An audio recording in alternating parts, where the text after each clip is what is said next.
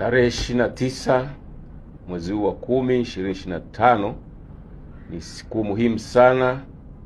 kwa taifa letu la Tanzania, ambapo Watanzania watatekeleza haki yao ya kikatiba ya kupiga kura kwa ajili ya kuchagua viongozi watakao waongoza katika nafasi ya urais, wabunge na udiwani. Jeshi la Polisi kupitia taarifa hii ningependa kuhakikishia wananchi na wageni watakaokuwa nchini mwetu kuwa hali ya usalama ni shwari sana na hakuna tishio lolote la kiusalama linaloweza kufanya shughuli hiyo ya kupiga kura isifanyike kwa amani. Pia wananchi mnahakikishiwa amani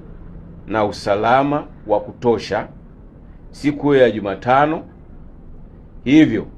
mjitokeze kwa wingi kama mlivyojiandikisha kwenda kupiga kura bila hofu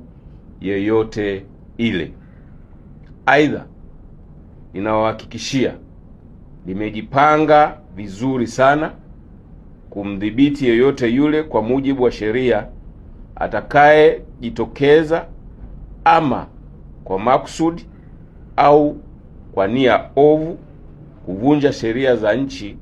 ili kuhatarisha amani ya nchi kwa kisingizio chochote kile siku hiyo ya kupiga kura na baada ya kupiga kura.